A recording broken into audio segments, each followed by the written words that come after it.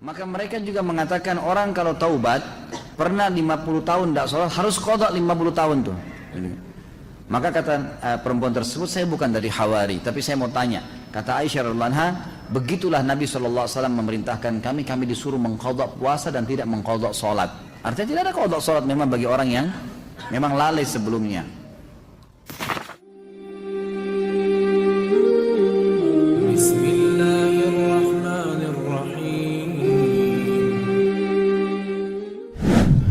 Di masjid teman ana beberapa pekan yang lalu, khatib Jumatan terindikasi Syiah dari khutbahnya. Apa sebaiknya yang dilakukan? Apakah meninggalkan sholat Jumatnya atau tetap meneruskan? Kalau masih belum ada sesuatu yang pasti, teruskan saja. Karena ulama sepakat mengatakan hukum sholat di belakang majhulul hal. Majhulul hal itu orang yang tidak jelas statusnya, itu sah, hukumnya sah. Kalau kita tidak tahu ya, kalau kita tahu orang itu musyrik, orang itu memang dasarnya sudah murtad, atau memang orang yang sudah terindikasi akidahnya rusak, dan kita tahu, maka itu baru kita tidak boleh sholat di belakangnya, cari tempat lain. Tapi kalau kita tidak tahu, maka hukumnya kembali kepada hukum asal. Ya. Jadi tidak perlu meninggalkan, cukup ya kerjakan saja kembali, atau dianggap sah insya Allah. Jika imam pada saat sholat maghrib pada rakaat kedua lupa tahiyat awal dan makmum mengingatkan dengan kalimat subhanallah, lalu imam turun tahiyat, apakah makmum harus sujud sahwi sebelum dan sesudah salam? Kalau imamnya sujud sahwi, maka ikut semuanya. Kalau imamnya tidak sujud sahwi, maka tidak perlu ikut sujud sahwi, gitu kan? Dan sujud sahwi ini teman-teman sekalian dilakukan kalau seseorang lagi sholat, kan sahwi itu artinya lalai ya, kelalaian. Itu kalau antum sudah pindah ke gerakan yang setelahnya. Misal, kita pas sujud, ternyata satu kali aja sujud gitu kan. Tiba-tiba kita berdiri, subhanallah, pas kita duduk untuk berdiri ke rakaat yang setelahnya, kita teringat, kayaknya tadi sujudnya baru satu kali nih. Lalu kita sujud lagi, ini nggak butuh sujud sahwi. Tapi kalau antum sudah sempat berdiri, artinya sudah pindah ke gerakan yang setelahnya sudah sempurna, baru teringat, ini aja sujud sahwi. Ini aja sujud sahwi. Sujud sahwi juga dengan dua cara, ada yang dikerjakan sebelum salam, ada yang dikerjakan sudah salam. Kalau gerakan-gerakan yang keliru dalam sholat, lalai, lupa, gitu kan, teringat sebelum salam, misal antum pas rakaat keempat ragu, ini 4 atau 3 ya, lalu antum tambah 1 rakaat, karena kalau kita ngingat, ya, ragu 3 atau 4, kita cari rakaat yang paling sedikit, ambil 3 misalnya. Kata Nabi SAW, kalau kalian lupa 3 atau 4, pilihlah 3. Karena kalau seandainya pun dia sholat lebih 5, maka 4 rakaatnya sudah terpenuhi. Tapi kalau dia pilih yang ya lebih banyak, dia anggap 4 ternyata kurang baru 3, maka akan kurang sholatnya. Jadi kan kita dianjurkan memilih jumlah yang lebih sedikit. Nah kalau teringat seperti ini sebelum salam, maka sujud sahwinya sebelum salam. Setelah baca tahiyat selesai, sujudlah 2 kali, dan bacaannya adalah bacaan-bacaan sujud. Ya, boleh juga ada bacaan khusus seperti misalnya bacaan yang dibaca sebenarnya dalam sujud juga ya. Ya Allah, Allahumma laka sajadtu wa bika amantu wa laka aslamtu, dan seterusnya. Itu ada doanya sendiri, bisa kembali kepada buku rujukan. Kemudian boleh juga membaca bacaan sujud, tetapi di antara 2 sujud tidak ada bacaan apa-apa. Sujud sahwi ya, sujud saja, baca bacaan sujud, kemudian duduk sebentar lalu sujud lagi. Jadi tidak membaca lagi Rabbighfirli warhamni dan seterusnya, gitu kan? Setelah itu berdiri baru salam sholat. Imam lakukan ini, Anda juga harus lakukan, walaupun imamnya yang lupa tadi, gitu kan? Karena kita kalau sholat berjamaah berbeda. Innama ju'ilal imam liyutamma bihis sholat, kata Nabi SAW. Imam dijadikan untuk menyempurnakan sholat seseorang atau pengikutnya. Kalau seandainya antum sudah bubar sholat, ini sudah selesai sholat, salam, begitu kita lagi zikir, ada di belakang kita tepuk.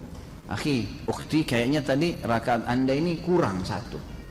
Tadi kayaknya ikut sama saya ini, sama-sama. Saya masbuk 2 rakaat, anda juga tadi 2 rakaat, tapi kenapa anda cuma tambah 1 rakaat? Kita diingatkan, lalu kita ingat, oh begitu ya, baik. Langsung berdiri pada saat itu. Berdiri tambah 1 rakaat. Lalu sampai salam, selesai salam baru sujud sahwi. Sujud sahwinya setelah salam, karena ingatnya juga setelah salam. Dan ini beranjak daripada hadis Bukhari. Nabi SAW pernah sholat asar 2 rakaat salam. Maka para sahabat diam semua, nggak ada yang nyaut. Tapi mereka bimbang, kok jadi 2 rakaat asar nih, gitu kan? Sampai Nabi SAW berzikir, Nabi SAW tidak ingat rupanya. Sampai berzikir, sampai selesai zikir, tradisi Nabi SAW habis zikir, langsung berdiri pergi ke pintu masjid, lalu menunggu sahabat-sahabat yang mengeluh. atau yang menyampaikan apa sesuatu permintaan dan seterusnya.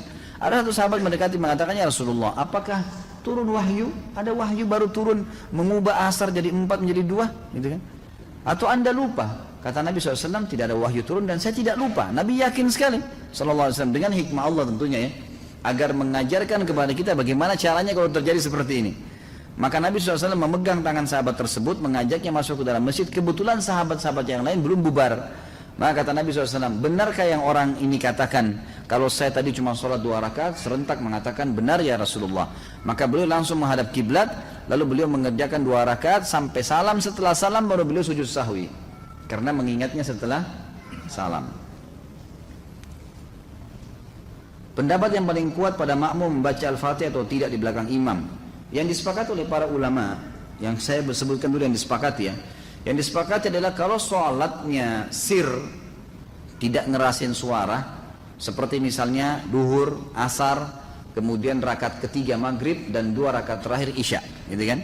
Ini namanya sholat sir, kecilin suara. Maka wajib makmum membaca Al-Fatihah. Wajib makmum membaca Al-Fatihah, gitu kan? Kecuali dalam keadaan ini khilaf ulama, bagaimana kalau dia baru membaca Ar-Rahmanir Rahim, Maliki Yaumiddin, imamnya Allahu Akbar ruku. Apa yang dia harus lakukan? Jumhur ulama mengatakan ikuti imam, karena dia sudah berijtihad, dia sudah baca, gitu kan? Tapi tidak selesai. Sama dengan orang masbuk, baru Allahu Akbar, imamnya kita baru baca 2 Al-Fatihah sudah ruku. Apa yang harus kita lakukan? Jumhur mengatakan ruku saja. Imam Syafi'i mengatakan tidak, harus dia baca. Nggak bisa. Dan dia boleh ketinggalan untuk mengejar Al-Fatihah sampai 3 gerakan. Kalau dalam mazhab Syafi'iyah, gitu kan? 3 gerakan artinya ruku, sami Allahu hamidah, sampai sujud pertama. Nah itu dia boleh tetap menyelesaikan Al-Fatihahnya lalu dia mengejar imam, karena pentingnya masalah Al-Fatihah ini. Tapi kalau sholatnya jahar, ngerasin suara, subuh 2 rakaat pertama maghrib, gitu kan, 2 rakaat pertama isya, maka ini hukumnya jumhur mengatakan tidak ada bacaan bagi makmum, kecuali imam memberikan jeda waktu. Beranjak daripada hadis yang sahih bahwasanya Nabi SAW pernah mengatakan waladdallin amin, lalu tiba-tiba sahabat di belakang berlumba-lumba baca Al-Fatihah, jadi ada suara bergemuruh gitu, sehingga bacaan Nabi SAW, Nabi sendiri terganggu SAW, dan makmum juga tidak konsentrasi dengar bacaan ayatnya beliau. Beliau begitu salam lalu beliau mengatakan mali unazi', kenapa tadi saya diganggu dengan bacaan kalian? Kata perawi hadisnya, kalau saya tidak salah, Abdullah bin Umar radhiyallahu anhu berkata, mulai semenjak itu saya tidak pernah lagi membaca Al-Fatihah di belakang Nabi SAW kalau sholatnya jahar, kalau sholatnya ngerasin suara gitu. Ulama-ulama seperti Imam Syafi'i rahimahullah melihat bahwasanya orang yang membaca Al-Fatihah, baik sholatnya jahar, kerasin suara atau sir, itu wajib. Beranjak daripada hadis Nabi SAW yang berbunyi, tidak ada sholat bagi orang yang tidak membaca Al-Fatihah. Maka beliau tidak membedakan antara sholat berjamaah atau sholat sendiri. Ya, kalau sholat sendiri mutlak harus baca ya, tidak boleh sama sekali tinggalkan Al-Fatihah. Batal sholatnya kalau tinggalkan Al-Fatihah. Kalau sholat berjamaah, sebagaimana saya sebutkan tadi, khilaf diantara ulama itu. Imam Syafi'i semuanya, mau sholatnya jahar atau sir, semuanya harus membaca Al-Fatihah. Allahu a'lam. Kalau kita simpulkan, kalau saya simpulkan dari pendapat-pendapat ulama ini, saya melihat kalau seandainya imamnya membaca Al-Fatihah dengan suara keras, jelas, ya, kita dengar ya, kita dengar. Seperti sekarang ada mic. Lain kalau mati lampu gelap, tidak kedengaran suara atau kita terlalu jauh dari imam, itu lain. Walaupun sholat jahar tetap wajib baca Al-Fatihah tuh, karena kita tidak dengar. Karena memang Allah berfirman, umumnya ulama berpegang pada ayat ini, a'udzubillahi minasyaitonirrajim, fa idza quri'al qur'anu fastami'u lahu wa ansitu. Kalau Al-Quran dibacakan, dengarkan baik-baik dan ya telitilah, jelihlah. Berarti kasusnya adalah kalau dengar. Kalau dengar kita nggak boleh berkata yang lain, gitu kan? Nah kalau imam sholat jahar, maghrib misalnya, tapi mati lampu, kita di saf ke-5 atau ke-6, ke-7 ke belakang, nggak dengar. Atau sholat di belakang perempuan, nggak dengar sama sekali. Mereka tetap baca Al-Fatihah, selama tidak dengar. Tapi kalau mereka dengar Al-Fatihah itu, seperti tadi imam kita Masya Allah membaca misalnya, kita dengar. Dan pada saat mengatakan waladdallin, kemudian semua mengatakan amin. Begitu selesai amin, imamnya baca langsung surah. Nah ini Allahu alam, yang lebih dekat pendapat ulama mengatakan tidak lagi baca Al-Fatihah. Kembali kepada hadis, ya, bacaan imam adalah bacaan makmum. Itu sudah ada hadis yang menjelaskan masalah itu. Tapi kalau imamnya jeli, imamnya jeli dan dia lebih faham masalah fikih menjadi imam adalah setelah waladhdallin amin, imamnya diam jeda 7 ayat Al-Fatihah. Maka pada saat itu makmum silakan baca, gitu kan? Dia membacanya. Jadi ini tinggal tergantung bagaimana kondisi imam memberikan dia kesempatan. Allahu a'lam. Ustaz, apakah boleh saf salat diisi oleh, mohon maaf, orang yang terkena Down syndrome? Secara fisik dia sudah balik, tetapi ketika sholat orang tersebut sering mendahului imam dan gerakan sholatnya tidak berurutan. Tentu kalau dia sengaja atau memang dia ada kelainan jiwa atau apa, ini sebaiknya memang di masjid itu ada tim khusus yang mengatur ya. Jadi orang-orang seperti ini kalaupun dalam kondisi dia tidak sadar, dia tidak tahu hukum, atau dia dalam kondisi gila misalnya, maka dia dibolehkan untuk keluar dari saf muslimin. Karena dia pun mengerjakan, dia bebas hukum, dia tidak ada taklif kan gitu. Tapi kalau memang dia hanya melakukannya karena tidak bisa tahan, karena memang masalahnya adalah sakit kakinya, dia akhirnya harus melakukan mendahului imam, maka solusinya kata ulama adalah dia boleh mengerjakan sholat sambil duduk. Cari inisiatif yang dia tidak mendahului imam. Karena kalau dia dahului imam tetap kena ancaman. Ya, Nabi SAW mengancam, siapa yang mendahului imam maka bisa saja Allah mengubah wajahnya menjadi wajah keledai. Hadis sahih riwayat Imam Ahmad masalah itu. Jadi sebagai ini ada pengurus masjid, dan saya sarankan pengurus masjid ini bisa lebih jeli melihat adanya orang-orang yang seperti ini, ada gangguan jiwa, ada orang yang sakit. Kalau di masjid-masjid di Saudi itu sudah biasa sekali kursi-kursi disiapin tuh. Di masjid itu banyak kursi. Jadi orang-orang tua yang tidak mampu untuk berdiri lama maka diambil kursi dan mereka sholat sambil duduk di saf. Itu sudah umum di Masjid Nabawi, di Masjid Haram itu banyak sekali. Ketika zikir setelah sholat, kemudian ada orang yang mengucapkan salam kepada kita, lalu kita membalasnya sehingga zikir setelah sholat kita terpotong. Apakah kita harus mengulangi zikir tersebut atau lanjutkan? Lanjutkan saja, tidak ada masalah. Nabi SAW pernah melakukan hal tersebut. Jadi pernah beliau SAW dalam hadis Bukhari, selesai sholat ya, asar, tiba-tiba beliau langsung dengan cepat sekali, begitu salam lagi zikir, berdiri dengan sangat cepat melewati para sahabat, sampai para sahabat yang meriwayatkan hadis ini berkata, kami heran dengan kecepatan Nabi SAW dalam cepatnya gerakan Nabi SAW itu. Maka setelah itu pun, setelah beberapa saat Nabi SAW balik lagi dan duduk lagi, berzikir lagi. Lalu salah seorang di antara kami bertanya, ya Rasulullah, ada apa? Kata Nabi SAW, tadi saya tiba-tiba teringat di rumah saya ada kurma sedekah yang sudah saya niatkan mau keluarkan, maka saya tidak ingin itu tertunda. Maka saya pun segera mengeluarkannya, lalu kemudian saya balik berzikir. Jadi ulama mengambil daripada hadis ini, bolehnya orang kalau habis sholat, berzikir habis sholat, itu kalau ada sesuatu yang wajib baginya atau sesuatu yang darurat, dia boleh memotongnya, seperti menjawab salam, gitu kan? Seperti misalnya turun hujan, tiba-tiba dia harus pindah kena air, atau apalah ya yang harus memindahkan dia, maka dia boleh pindah dan kemudian dia melanjutkan zikirnya. Bagaimana Anda menyikapi setiap akan sholat pasti ingin sekali buang angin? Apa Anda harus diruqyah? Gimana kira-kira? Ruqyah boleh, silahkan ruqyah. Mungkin waswas syaitan, itu waswas syaitan ya, harus dilawan. Dan cara yang efektif adalah jangan biasakan buang angin. Memang betul. Jadi orang yang biasa tidak bisa tahan buang angin itu karena beranjak dari apa? Kebiasaan dia. Dia udah biasa, mungkin di depan teman-temannya, kadang-kadang bercanda, memang dia gangguin mereka, gitu kan. Emang gitu, dia sering iseng.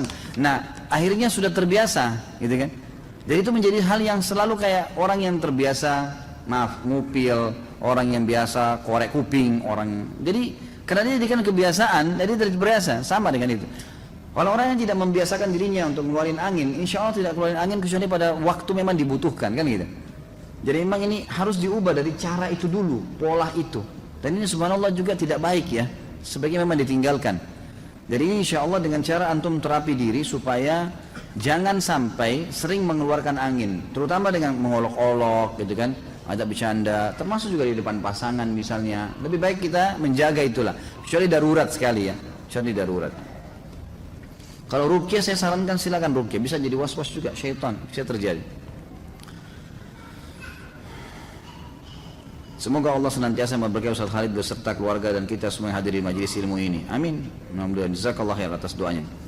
Sholat sunnah afdalnya dikerjakan di rumah. Saya biasa mengerjakan sholat sunnatul fajr di rumah, namun masjid di tempat saya jarak antara azan dan iqamah hanya sebentar. Saya terkadang ketinggalan takbiratul ihram bersama imam, tapi tetap dapat rakaat pertama. Sebaiknya saya sholat sunnah di rumah atau di masjid? Di masjid, gitu kan? Di masjid. Jangan antum kejar ikan teri, ikan paus lewat ini. Ada. Sholat sunnatul fajr itu ikan teri dibandingkan sholat subuh, itu ikan pausnya, gitu kan? Ya, jangan ketinggalan, sholat di masjid tidak masalah. Kan lebih afdal kalau sholat di rumah, kalau sholat sunnah kan gitu lebih afdal. Jadi jangan sampai mengejar afdaliyah sunnah, ketinggalan fadilah yang besar dari sholat wajib. Karena mulai Allahu Akbar imam, kita juga Allahu Akbar, itu sudah dicatat pahala tuh. Jadi itu ada fadilah, jangan ketinggalan itu. Bahkan kalau perlu kita masuk masjid sudah mau iqamah, ya sudah kita sholat subuh, gitu kan. Nanti sunnatul fajrnya, ulama berpendapat mengatakan sunnatul fajr pernah dikerjakan oleh Nabi SAW setelah terbit matahari. Nah, itu dibolehkan bagi orang yang sudah rutin mengerjakannya. Kalau dia ketinggalan, sudah masuk masjid subuh sudah iqamah, dia sholat subuh, kemudian nanti dia setelah terbit matahari sebelum duha, dia boleh mengerjakan sunnatul fajr yang ketinggalan itu. Apakah boleh mengerjakan sholat witir bertepatan dengan berkumandangkannya azan subuh? Karena saat mengerjakan tahajud waktunya sudah sangat dekat dengan waktu subuh, sementara saya belum sholat witir. Pertama sekali saya sarankan antum sholat witir seperti sekarang nih, ba'da isya, gitu kan? Itu lebih baik. Nah, itu lebih baik. Dan nanti kecuali kalau antum memang sudah terbiasa bangun jam 2, setengah 3, masih panjang jeda waktu menjelang subuh, itu baru. Kalau enggak, saran saya jangan tinggalkan witir sebelum tidur. Nah, baik sebelum tidur atau habis dia isya langsung sholat witir. Itu sudah disepakati oleh para ulama berangkat daripada hadis Bukhari, di mana sahabat-sahabat menyampaikan diantaranya ya Abu Hurairah anhu yang mengatakan, saya diwasiatkan kepada saya 3 hal yang saya tidak pernah tinggalkan selama hidup saya: puasa 3 hari setiap bulan, 2 rakaat sholat duha, dan saya tidak pernah tidur kecuali saya sudah witir. Agar antum tidak mengejar di malam hari kecuali sholat tahajud, gitu kan? Pertanyaan tadi, bolehkah sholat witir sementara azan dikumandangkan? Boleh jawabannya. Hadis Bukhari menjelaskan masalah itu, bahwasanya Nabi SAW mengatakan, kalau kalian dengarkan azan, segeralah berwitir, segeralah berwitir. Artinya masih boleh kan? Bahkan ada pendapat ulama mengatakan kalau jeda antara azan dan iqamah subuh masih panjang, seperti Masjid Haram misalnya 20 menit, 25 menit baru iqamah, sementara antum sudah terbiasa kerjakan sholat tahajud dan itu kebablasan sampai azan subuh baru bangun, boleh mengerjakannya antara azan iqamah subuh. Karena itu bukan waktu yang dilarang untuk sholat. Kalau sudah iqamah subuh waktu dilarang sholat, nggak boleh. Berarti di sini pendapat ulama mengatakan masih boleh mengerjakan sunnah-sunnah antara azan dan iqamah subuh, gitu kan? Jadi ini termasuk ya, yang bisa diambil pelajaran dari situ tadi. Apakah pahala sholat jamaah di masjid sama besar dengan jika kita sholat jamaah semisal di rumah atau di tempat lain? Tentu berbeda. Tentu berbeda. Fadilah ke masjid ada sendiri. Kalau di tempat lain tidak ada fadilah melangkah ke masjid. Ya, kata Nabi SAW, setiap kali orang melangkah, maukah saya tunjukkan kalian amal yang paling banyak menggugurkan dosa dan meninggikan derajat? Kata para sahabat, tentu ya Rasulullah. Kata Nabi SAW, berwudu di waktu-waktu genting, di waktu-waktu yang malas kita wudu, seperti mau tidur, gitu kan? Habis berhubungan biologis, mau tidur atau mau mengulanginya, dianjurkan wudu dulu. Atau di musim dingin, ya kan? Atau menjaga wudu, batal wudu lagi. Ini justru pahalanya besar nih. Dan banyaknya langkah kaki menuju ke masjid, ya kan? Berarti melangkah kaki saya sudah ada pahala. Hadis yang lain juga riwayat Bukhari Muslim, kata Nabi SAW, setiap kali orang melangkah ke masjid, 1 langkah mengampuni dosa, 1 langkah mengangkat derajatnya. Ini nggak ada di tempat lain, harusnya di masjid, gitu kan? Kemudian ada hadis yang berbunyi, siapapun yang pergi ke masjid sholat, setiap berjamaah di waktu sholat wajib ya, maka setiap kali ke masjid dapat 1 istana di surga, setiap pulang 1 istana di surga. Ini nggak ada di tempat lain, gitu kan? Tinggal tentang masalah jamaahnya 25 kali lipat dapat pahala, itu sama. Itu sama, karena hadis Nabi SAW menjelaskan sholat berjamaah sama saja mendapatkan pahala 25 kali lipat itu dan diangkat 27 derajat. Allahu a'lam. Kapan waktu yang paling utama untuk sholat sunnatul fajr? Antara azan dan iqamah subuh. Antara azan dan iqamah subuh, ya. Apakah ada bacaan atau doa yang diajarkan oleh Rasulullah SAW pada saat berwudu, seperti doa ketika membasuh muka, tangan, dan lainnya? Yang saya tahu, doa yang dibaca adalah pada saat memulai wudu, itu hadis Bukhari, membaca Bismillah, pada saat mau memulainya, gitu kan. Bahkan Syekh Jibril mewajibkan masalah itu, mengatakan harusnya seseorang membaca bismillah. Beranjak daripada hadis, janganlah seseorang kalian bersuci kecuali sudah mulainya dengan basmalah, gitu kan. Kemudian nanti selesai wudhu baru membaca 2 kalimat syahadat, beranjak daripada hadis Bukhari yang berbunyi siapa yang selesai wudhu kemudian dia membaca asyhadu an la ilaha illallah wahdahu la syarikalah wa asyhadu anna muhammadan abduhu wa rasuluh, ini hadis Bukhari Muslim, maka Allah akan membukakan baginya 8 pintu surga, dia bisa minta yang mana dia mau masuki, gitu kan. Begitu pula ada hadis yang lain riwayat Tirmidzi menambahkan ditambah doa Allahumma ja'alni minat tawwabin wa ja'alni minal mutatahhirin, ya Allah jadikanlah aku orang yang selalu bertaubat dan juga orang yang selalu bersuci, gitu kan. Jadi dari hadis ini yang kita tahu ada doa di awal, ada doa di akhir. Kalau di pertengahan Allah alam saya tidak pernah dapatkan riwayatnya secara pribadi ya, saya pribadi. Jadi kalau Anda mendapatkan riwayatnya silahkan Anda amalkan, tapi saya pribadi belum pernah menemukan kecuali di awal dan akhir saja.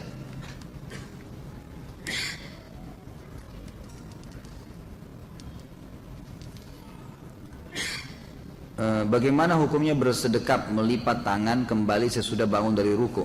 Tadi kan sudah saya jelaskan ya. Boleh saja, gitu kan? Bersedekap pada saat bangun dari ruku, sami Allah liman hamidah. Saya sudah sebutkan tadi kan khilaf di antara ulamanya.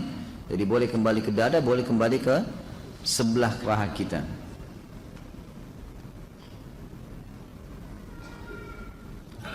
Apakah seseorang yang telah mencapai dosa kufur, lalu tiba-tiba dia bertaubat atas hidayah Allah, kemudian dia mengerjakan sholat tapi belum mengulangi syahadat, apakah sholatnya sah dan diterima oleh Allah Subhanahu Wa Taala? Nggak bisa. Kufur itu syaratnya untuk kembali ke Islam harus syahadat. Jadi dia kalau sholat dianggap orang kafir sedang sholat, nggak diterima sama Allah. Harus syahadat. Gimana caranya? Itu syaratnya, karena dia sudah kufur. Saya pernah mendengar jamak suri. Apakah sholat dengan menjamak suri ini diperbolehkan? Apa ini jamak suri ini? Siapa yang bertanya ini? Saya nggak tahu nih apa jamak suri. Ada mati suri, ada jamak suri, ini macam-macam. Nanti ada nikah suri juga ini. Wah, begitu nikah semangat ya. Saya nggak tahu, maaf ya. Saya minta maaf, saya nggak tahu nih maksud jamak suri itu apa. Apakah ada hukum had untuk orang yang meninggalkan sholat? Ada, jelas sih. Kalau dia meninggalkan secara malas, hukumnya had, dihukum. Dan Imam Syafi'i mengatakan tergantung pemerintahnya setempat, boleh memenjarahnya, boleh mencambuknya, gitu kan. Tapi yang jelas harus ditakzir. Takzir itu dihukum dengan berat dan tidak boleh dibiarkan ada di lingkungan kaum muslimin orang yang tidak sholat, wajib terutama ya. Jadi tidak boleh sama sekali.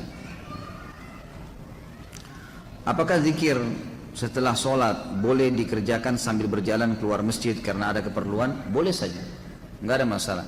Tapi antum kehilangan ya, doa malaikat, karena hadis Nabi SAW, siapa yang habis selesai sholat tidak berdiri dari mushollahnya, tidak berbicara dengan orang di sebelahnya, tidak membatalkan wudhunya, sambil berzikir dia lagi duduk di situ, gitu kan?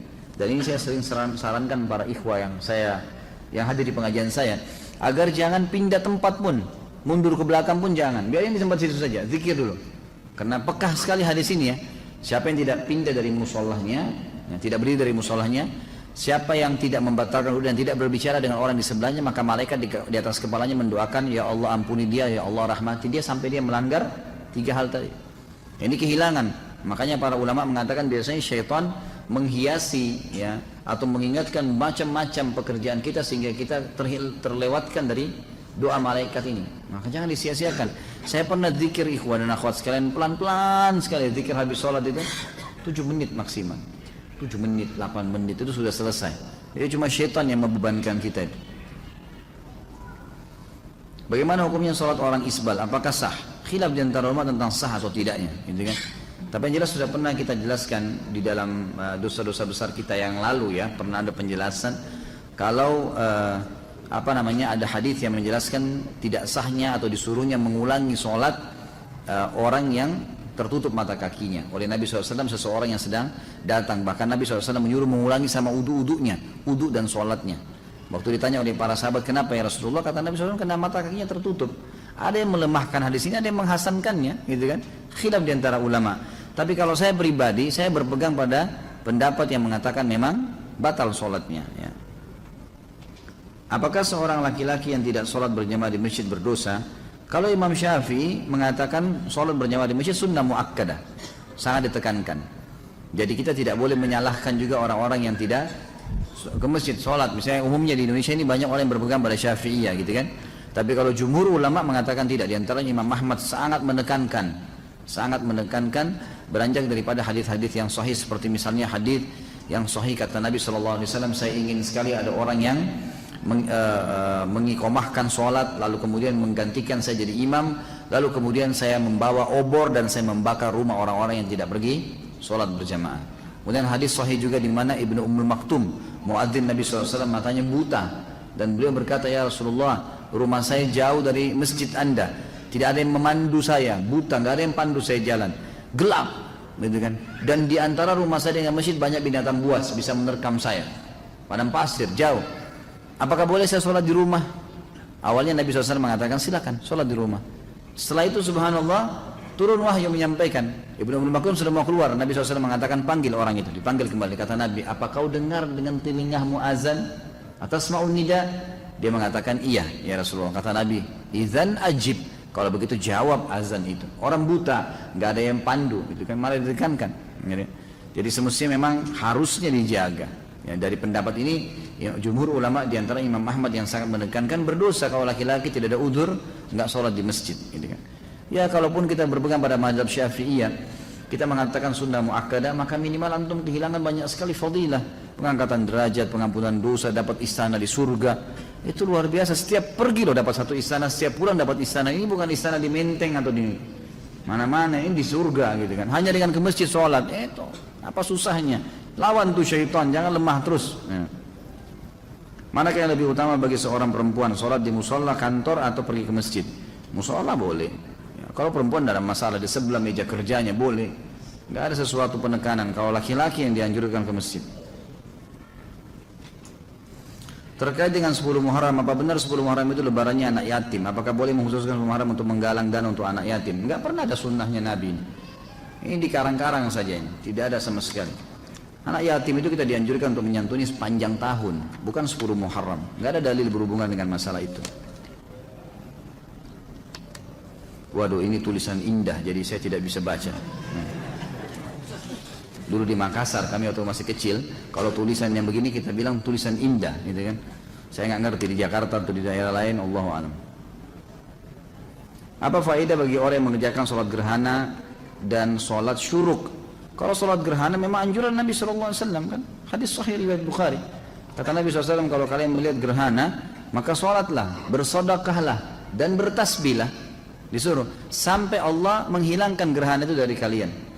Jadi memang ada perintah dari Nabi SAW masalah itu. Tapi apakah dia dapat pahala, apakah dia dapat misalnya apa janji-janji itu belum pernah kita temukan riwayatnya. Allahu a'lam. Tapi yang jelas dia dianjurkan untuk dilaksanakan. Perintah Nabi SAW ibadah. Kalau sholat syuruk, hadis Nabi SAW, siapa yang sholat berjamaah di masjid, hadis sahih riwayat Hakim, siapa yang sholat berjamaah di masjid, ya, kemudian dia duduk berzikir sampai terbit matahari, kemudian dia sholat 2 rakaat setelah itu, ya, maka dia sama dengan pahala haji dan umroh sempurna, gitu kan? Ini dikatakan oleh para ulama sholat syuruk. Di perusahaan saya sistem untuk sholat bergantian. Sistem untuk sholat bergantian, tapi niat saya ingin sholat berjamaah tepat waktu. Apakah saya berdosa karena tidak sholat tepat waktu? Tidak dikatakan berdosa sebenarnya, karena masih ada pendapat ulama yang seperti Imam Syafi'i mengatakan sunnah muakkadah. Saya tidak bisa mengatakan berdosa, gitu kan? Tapi dia kehilangan fadilah yang sangat banyak. Gitu. Jadi kalau bilang pun, misal pun kita bisa mengambil awal waktu lebih baik. Kita pamit sama teman-teman, misalnya kita dahulu, gitu kan? Dan itu sholat juga tidak akan mengambil waktu lama. Saya juga sarankan begini, perlu difahamin ya, terikat dengan jam kerja kantor, ya, itu wajib hukumnya karena antum mengikuti syarat. Kata Nabi SAW, al-mu'minuna ala syurutihim, al-mu'minuna ala syurutihim. Orang mukmin harus patuh dengan syarat yang disepakati. Misal, waktu istirahat jam 12 sampai jam 1, azan setengah 1, gitu kan? Antum mulai masuk masjid sholat. Ternyata harus kembali sebelum jam 1, misal 5 menit sebelum jam 1 ada absen lagi, misal contoh. Antum baru selesai sholat wajib, belum sempat sholat ba'diyah duhur, itu sudah jam 1 kurang 5 menit. Kalau sholat terlambat nih, balik kerja, maka jangan sholat sunnah ba'diyah. Karena mentaati peraturan wajib. Sementara sholat sunnah itu sunnah, gitu kan? Kecuali kita sudah balik ke kantor, ada waktu lowong, kita bisa buka sejadah dekat meja kerja kita lalu sholat, itu nggak ada masalah. Kita harus pertemukan masalah itu ya. Jadi lakukan yang wajib saja. Pernah ada teman-teman yang di luar negeri bertanya kepada saya, Ustaz, saya kerja di luar negeri dan di luar negeri ini orang-orang non muslim, saya nggak bisa sholat, gitu kan? Dan seringkali meeting di waktu-waktu pas lagi sholat, gitu kan? Apa yang saya harus lakukan? Saya balik tanya begini. Saya bilang kalau seandainya Anda lagi meeting kemudian, misal ini contoh, semoga Allah muliakan kita semua. Saya kasih contoh ini, contoh orang mau ke kamar mandi, kebelet buang air besar, kebelet buang air kecil, lagi meeting, diizinin nggak? Nah, ini di sini, diizinin nggak kalau kebelet kencing, kebelet buang air besar? Meeting penting nih, miliaran, diizinin nggak? Ya nggak bisa berpikir kan kalau mau kencing gitu kan? Nggak mungkin, pasti diizinin ke belakang. Ya sudah, kita izinnya memberikan isyarat memang mau ke kamar mandi, betul kamar mandi kan? Ke kamar mandi, dan orang saya bilang lagi kalau masuk kamar mandi lagi kebelet, pamit, lagi meeting. Kalau kita butuh waktu 10-15 menit diizinin nggak? Nggak mungkin kan tengah-tengah digedor-gedor, ayo cepat gitu kan? Nggak mungkin, orang lagi buang air besar gimana? Dia harus selesaikan hajat, kalau nggak sakit perut. Maka berarti bisa dipakai tuh untuk sholat tuh. Ini kalau darurat ya, sebab ada beberapa teman-teman yang pernah bertanya kalau salah dari Jepang, dari negara-negara yang memang tidak bisa mereka sholat, maka tidak ada juga musola. Bagaimana inisiatifnya? Ya saya sebagai dai harus bisa memberikan solusi nih. Kalau dia mau disuruh pulang, dia sudah terikat akad kerja di sana. Maka caranya adalah kayak tadi, pamit ke kamar mandi, memang mau kamar mandi, uduk di sana. Kemudian sholat, cari tempat yang bisa sholat di situ. Mungkin di gang, mungkin di mana, ya apa boleh buat, harus sholat. Sholat dah, sholat wajib 5 menit, 10 menit maksimal, udah kembali lagi. Tapi nggak usah dibeberkan, saya mau sholat ya pamit. Kemudian berantem kalau tidak disuruh sholat, susah. Anda sudah akad dengan orang kafir, gimana? Nggak bisa, gitu kan? Jadi ini namanya hiyal syari'iyah. Harus kita mencari solusi secara syar'i yang memang kita tidak kehilangan pekerjaan dan juga tidak kehilangan ibadah itu. Apakah seorang muslim yang sebelumnya tidak rajin sholat bolong-bolong termasuk kafir? Apakah ia harus syahadat ulang dilihat dan dilihat oleh saksi maksudnya? Enggak tentu. Kalau dia jahdan ya, kalau dia bangkang, nggak ada sholat, nggak ada hukum sholat itu. Saya nggak mau yakin. Maka itu baru kufur, dia syahadat. Tapi kalau dia cuma malas-malas, nggak perlu. Taubat kepada Allah sudah. Sekarang tinggal sholat. Mana yang lebih baik apabila ada uzur berjamaah tapi menunda sholat atau akhir waktu, sendiri tapi di awal waktu? Tentu saja di awal waktu, walaupun sendiri. Tentu saja di awal waktu. Masya Allah, ini belum saya baca ini. Jam berapa kita mau selesai? Masya Allah. Ini selama 2 tahun, 1 tahun ini nggak selesai pertanyaannya. Kok kayak balas dendam kalau ketemu saya nih?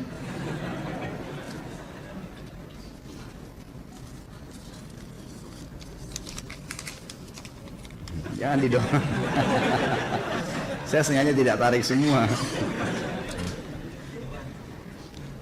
Di daerah Ana ada 2 masjid. Yang satu masjidnya besar dan jamaahnya tidak banyak, sehingga selalu dapat saf pertama. Kedua masjidnya lebih kecil dan jamaahnya banyak, karena telah ditegakkan sunnah, sehingga susah dapat saf pertama. Lebih utama sholat di satu atau yang kedua? Yang satu tentunya, masjid yang pertama, karena memang kita bisa dapatkan fadilah lebih besar, gitu kan? Dan masjid itu makin banyak jemaahnya, makin afdal, ya, gitu. Makin afdal, makin besar fadilahnya. Artinya masjidnya besar misalnya, tentu afdaliyah karena banyak jemaah itu penting, tapi mendapatkan saf awal lebih penting. Maka harusnya didahulukan saf awal itu. Ustaz, mohon penjelasan dan tuntunan sesuai sunnah. Apabila ada sholat wajib terlewatkan karena kelalaian, apakah seseorang yang meninggalkan sholat pada waktu yang ditentukan masih dapat mengerjakan sholat yang tertinggal itu di waktu sholat yang selanjutnya? Kalau dia lalai di sini dalam arti kata lupa, itu boleh dikerjain. Misal pas kita lagi sibuk, tersibukkan, semoga saja tidak terjadi ya. Ada orang tersibukkan dengan urusan dunianya, kemudian azan asar baru dia sadar, oh ternyata saya belum sholat duhur nih, gitu kan. Maka apa yang harus dia lakukan? Boleh kalau dia sholat duhur, boleh, nggak ada masalah. Tapi kalau dasarnya dia tahu nih duhur sudah masuk, dia nggak mau sholat, memang nggak mau dah, memang sudah nggak sholat. Begitu azan asar, temannya ajak, nih sholat yuk. Kamu udah tahu belum ada hadis begini, tersentuh dia mau sholat. Tapi tadi dia sudah tinggalkan duhur secara sengaja, ini nggak boleh lagi dia sholat. karena sudah memang ditinggalkan secara sengaja sama dia.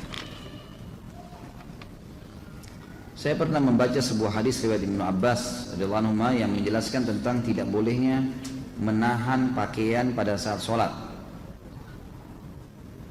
Apakah hadis itu sahih? Apa maksud dari kata menahan pakaian? Mohon penjelasannya. Saya tidak tahu, maaf. Saya belum tahu sampai ke situ tentang masalah hadis menahan pakaian. Yang saya temukan malah hadis Abu Bakar radhiyallahu anhu yang sahih, di mana Abu Bakar berkata, ya Rasulullah, saya orang yang tidak bisa sholat kecuali saya menahan pakaian saya, karena kalau tidak dia melorot, gitu kan? Apakah itu membatalkan sholat saya? Apakah itu termasuk sombong? Kata Nabi SAW, itu tidak termasuk. Ya, berarti di sini kan ada masalah kasus menahan, tapi saya tidak tahu kalau yang riwayat Ibnu Abbas ini. Bagaimana tuntunan sahih untuk kondisi makmum yang masbuk namun tidak mendapat bacaan Al-Fatihah imam sholat? Apakah makmum tersebut masih mendapatkan hitungan 1 rakaat penuh? Yang kuat pendapat iya, dia masih mendapatkan, walaupun sholatnya sir. Kalau orang memang masbuk ya, beda orang yang datang dari awal tapi lalai tidak baca Al-Fatihah. Nah itu baru bisa dibahas dalam bahasan lain ini.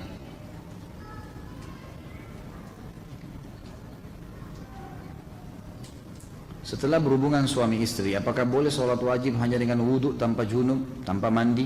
Nggak boleh lah. Ini iseng aja bertanya. Wajib mandi junub ya akhi. Atau mungkin yang nanya masih bujang kali ini, belum punya pengalaman ya. Belajar dari Pak Yoyo ya. Kalau kita sholat berjamaah tapi kita ketinggalan sehingga bacaan Al-Fatihah tidak sampai selesai karena imam bacaan cepat, begitu juga sholat duhur, asar bacaan Al-Fatihah tidak selesai, apakah sholat kami sah? Sah insya Allah. Yang penting tadi kan sudah saya jelaskan ini. Yang saya sudah jelaskan jangan ditanya lagi. Makanya pada saat ta'lim tadi jangan menghayal gitu ya. Jangan terulang-ulang nih. Jadi kita terjebak macet di jalan, tidak bisa melaksanakan sholat asar. Apakah boleh dijamak sama maghrib?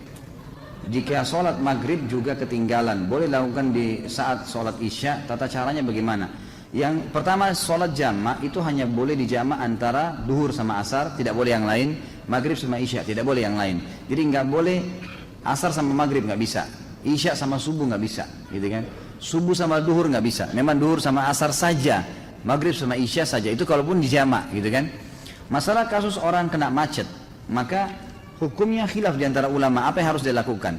Yang terbaik adalah dia berhenti dia sholat di dekat situ, dimanapun, gitu kan, di jalan. Kayak kalau di jalan tol ada jalan alternatif di samping, dia bisa mampir di situ, dia sholat. Atau saya pernah mampir sholat di tempatnya teman-teman yang terima bayaran tol itu, gitu kan. Saya tanya dia, ternyata mereka sholatnya itu ada ruangan di situ. Kadang-kadang malah ada tangga ke bawah, gitu kan, ada musola di bawah itu. Maka bisa kita mampir sholat. Jadi kita bisa mampirkan mobil lalu sholat di situ. Itu yang paling baik. Atau bawa sejadah di mobil disiapin, gitu kan. Itu boleh. Ada sebagian ulama yang menarik bolehnya sholat di mobil kalau dalam keadaan darurat sekali. Sama hukumnya dengan orang sholat di pesawat, di kereta api. Kalau emang kita terjebak di satu tempat, lagi ada peperangan, lagi ada macet total, emang nggak bisa ditinggali mobil, orang jalan-jalan sedikit-sedikit, ini nggak bisa. Maka daripada kehilangan waktu, lebih baik dia sholat sambil duduk. Tapi ini tidak diprioritaskan. Prioritaskan adalah mampir. Ya, itu. Apakah ada riwayat sholat saat Nabi SAW mengimami para nabi? Itu disebutkan oleh para ulama berhubungan dengan masalah kasus Isra Mi'raj ya. Bisa kembali lebih jauh ke ceramah saya sebutkan riwayatnya di ceramah tentang Isra Mi'raj itu. Apakah Nabi SAW pernah melakukan sholat tasbih? Kalau pernah, bagaimana tata cara dan bacaan sholat tasbih Nabi SAW? Kalau Nabi sendiri pernah kerjakan, Allahu a'lam, tidak ada riwayat masalah itu. Tapi umumnya semua yang disebutkan oleh Nabi SAW, kata ulama disepakati pastinya Nabi SAW sudah mengaplikasikan terlebih dahulu. Karena Allah sudah menjelaskan dalam Al-Quran, kabura maqtan indallah in taqulu ma la taf'alun. Sungguh berat di sisi Allah kalau kalian mengucapkan tidak mengamalkannya. Sementara Nabi SAW adalah panutan, pasti beliau sudah amalkan. Tapi hadis tentang sholat tasbih dihasankan oleh para ulama dan boleh dilakukan, itu beranjak daripada perkataan Nabi kepada pamannya Abbas radhiyallahu anhu. Nabi SAW mengatakan, wahai paman, kalau kau dilowongkan waktu oleh Allah, kerjakanlah setiap hari sekali. Kalau kau tidak bisa maka sepekan sekali, kalau kau tidak bisa maka sebulan sekali, kalau kau tidak bisa setahun sekali, kalau kau tidak bisa kerjakanlah sekali seumur hidupmu. Maka kerjakanlah 2 rakaat sholat. Ada riwayatnya mengatakan 4 rakaat sholat. Di setiap sholat begitu kamu takbir paman, ucapkanlah subhanallah alhamdulillah wa la ilaha illallah wallahu akbar sebanyak 15 kali. Kemudian bacalah setelah itu iftitah, baca al-fatihah, baca surah. Kemudian pada saat ruku, sebelum baca 2 ruku membaca 10 kali tasbih tadi. Kemudian 2 ruku, kemudian bangun dari ruku, sami Allah liman hamidah, i'tidal, baca dulu tasbih 10 kali, kemudian baru baca 2 i'tidal. Sujud juga begitu. Pada saat sujud maka baca dulu 10 kali, baru kemudian baca 2 sujud. Dulu di antara 2 sujud baca 10 kali lagi tasbih, kemudian baru membaca doa di antara 2 sujud, lalu sujud baca lagi tasbih 10 kali, kemudian baca 2 sujud, lalu kemudian sebelum berdiri ke rakaat kedua duduk dulu baca 10 kali. Ya, jadi kurang lebih ada 75 kali bacaan dalam satu kali satu rakaat. Selebihnya seperti sholat biasa. Saat kita masuk sholat id 1 rakaat, saat menyempurnakan rakaat berikutnya berapa kali takbir yang harus kita lakukan? Ikuti rakaat yang sedang Anda ada. Jadi misal kita masbuk nih sholat id, dia sudah rakaat kedua imamnya, kita ikut. Tadinya dia takbir imamnya 5 kali, gitu kan? Karena dia rakaat kedua, kita kan ikut imam juga takbir 5 kali. Kita nggak mungkin takbir 7 kali. Rakaat kedua kita juga takbir 5 kali, sama saja. Karena kita mengikuti imam di rakaat pertama tadi, dia sudah ke rakaat kedua. Seperti kita kalau lagi sholat umumnya sholat lain, kita ikut imam sudah rakaat ketiga misalnya di sholat maghrib. Imam kan tahiyat pertama, tahiyat terakhir kan? Kita juga harus tahiyat kan gitu. Di rakaat kedua setelah imam salam, kita rakaat kedua harus tahiyat juga kan gitu. Seperti itu caranya. Jadi tetap mengikuti kondisi imam. Bolehkah bermakmum dengan imam yang isbal? Sudah tadi ya. Apa hukumnya jika sudah terlanjur sholat? Dan apa saran Ustadz ketika ini sudah masalah isbal tadi ya. Baik.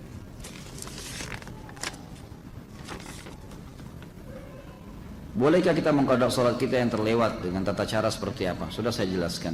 Makanya jangan buru-buru bertanya nih ya. Karena pertanyaan mungkin bisa saja dijawab gitu ya, sudah ada. Bagaimana cara mengqadha sholat yang sudah banyak kita tinggalkan? Nggak ada qadha sholat. Nggak ada qadha sholat. Hadis Bukhari menjelaskan masalah itu. Jadi tidak ada. Kecuali tadi saya bilang kita lalai, memang lupa. Tapi kalau 5 tahun nggak sholat, sekarang taubat, apakah harus mengqadha sholatnya 5 tahun? Nggak pernah ada dalil berhubungan dengan masalah itu. Hadis Bukhari menjelaskan bahwa ada seorang wanita datang kepada Aisyah radhiyallahu anha dan berkata, wahai Aisyah, kenapa kita disuruh mengqadha puasa dan tidak disuruh mengqadha sholat? Maka Aisyah sempat marah sama orang tersebut, lalu sambil berkata, aharuriyun anti? Apa kau dari wilayah Haruri? Haruri ini wilayah di Irak, sebuah wilayah di Irak dipenuhi dengan kaum Khawarij. Khawarij ini suka menghakimi sesuatu secara zahir. Misal, perangilah orang-orang kafir, berarti semua kafir termasuk tetangga, nggak bisa hidup sama kaum Khawarij, disiksa semua, gitu kan? Jadi ambil secara zahir hukum, gitu kan? Jadi seperti itu. Maka mereka juga mengatakan orang kalau taubat pernah 50 tahun tidak sholat harus qadha 50 tahun tuh. Gitu kan? Maka kata perempuan tersebut, saya bukan dari Hawari, tapi saya mau tanya. Kata Aisyah radhiyallahu anha, begitulah Nabi SAW memerintahkan kami disuruh mengqadha puasa dan tidak mengqadha sholat. Artinya tidak ada qadha sholat memang bagi orang yang memang lalai sebelumnya. Bolehkah menggabungkan 2 niat sholat sunnah ibadah sunnah lain dengan cukup melakukan 1 kali saja? Contoh sholat sunnah di masjid digabung dengan sholat qabliyah. Saya pernah tanya ini kepada Syekh Abu Bakar Jazair rahimahullah di Masjid Nabawi, dan saya pernah tanyakan juga kepada beberapa ulama yang lain. Maka jawabannya dibolehkan kalau sunnah sama sunnah. Kalau wajib sama sunnah nggak boleh, gitu kan? Artinya orang masuk dalam masjid, dia sholat tahiyat masjid dan juga dia bisa niatkan untuk qabliyahnya. Sama dengan orang sama dengan orang puasa Syawal 6 hari dengan puasa Senin Kamis yang bertepatan dengan Senin Kamisnya. Maka selama sunnah sama sunnah dibolehkan, tapi tidak boleh sunnah sama wajib. Nggak boleh misalnya bayar utang Ramadan digabung dengan puasa Senin, gitu kan? Maka itu tidak dilakukan, itu tidak boleh digabung. Sebagaimana tidak boleh gabung antara qabliyah duhur dengan duhurnya. Saya sering melihat orang bergeser dari tempat awal melaksanakan sholat fardu pada saat akan melakukan sholat sunnah ba'diyah. Apakah ini merupakan adab sholat sunnah ba'diyah? Bukan, tetapi ada hadis yang berbunyi semua tempat yang dipakai sholat akan menjadi saksi pada hari kiamat. Maka dianjurkan seseorang untuk pindah tempat ya. Di kantor Anas selesai sholat duhur ada ustadz yang tidak zikir tapi langsung berdiri kultum, isinya mengajak jamaah zikir-zikir bid'ah, Apa ini? Dikit-dikit bid'ah, jangan dengerin. Jalanin saja selama ini menurut anda baik. Memangnya yang menentukan amalan diterima itu kalian. Kalau dikit-dikit bid'ah kita beribadah semakin terkekang. Bagaimana menyikapi ustadz yang seperti ini? Sementara saya mau tegur, cuma ilmu saya masih dangkal dan malas berdebat. Bagaimana membedakan ustadz yang syar'i? Ya tentu saja, ini tidak ada istilah ustadz syar'i ya. Ini istilah baru ini. Baik, kalau anda tidak punya ilmu jangan didebatin, tetap aja berzikir, gitu kan? Tetap berzikir, tetap anda jalankan sunnah Nabi SAW sudah cukup insya Allah. Kalau tadi ditanya bagaimana membedakan ustadz, sebenarnya ustadz itu kalau yang ustadz mengikuti sunnah Nabi tentu selalu punya dalil ya. Ini perkataan ini, firman Allah dalam surah ini kata Nabi SAW, jadi tidak pernah dari dia. Tidak ada pendapat pribadi. Umumnya, maaf, saya bukan mengatakan pengajian kita ini secara khusus, tapi di sini juga tadi anda dengar, setiap kali sampaikan sesuatu, biasanya kita sampaikan ada dalilnya. Ini loh hadisnya, ini loh ayatnya, gitu kan? Jadi punya panduan, jadi bukan karangan-karangan dari kita sendiri. Bagaimana posisi tahiyat akhir untuk sholat 2 rakaat? Ini sudah kita jelaskan tadi.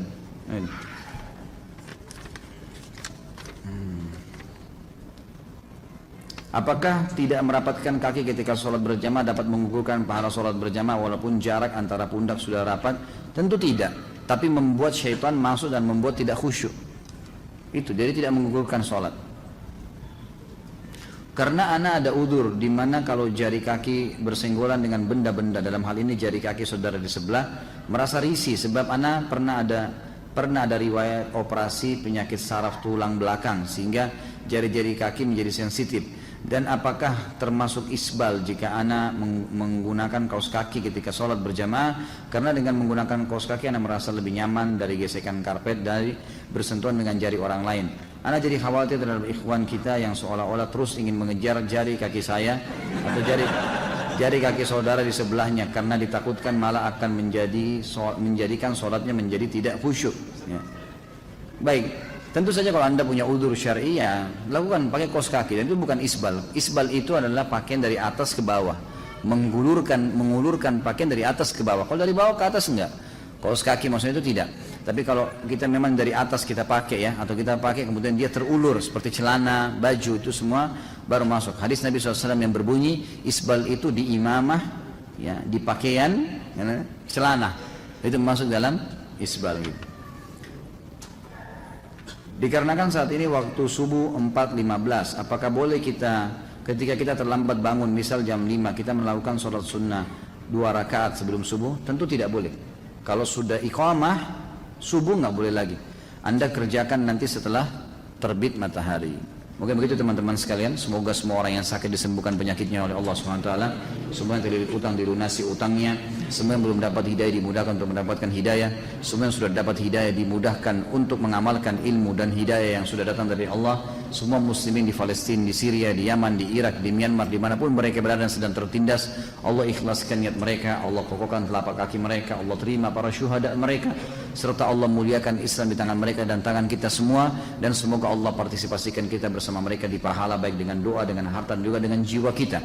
Dan semoga Allah menyatukan kita di surga firdausnya tanpa hisab, sebagaimana Ia satukan kita di majlis ilmu yang mulia ini. Kalau benar dari Allah, pada saat dari saya mohon dimaafkan. Subhanakallahumma bihamdika asyhadu an la ilaha illa anta astaghfiruka wa atubu ilaik. Wassalamualaikum warahmatullahi wabarakatuh.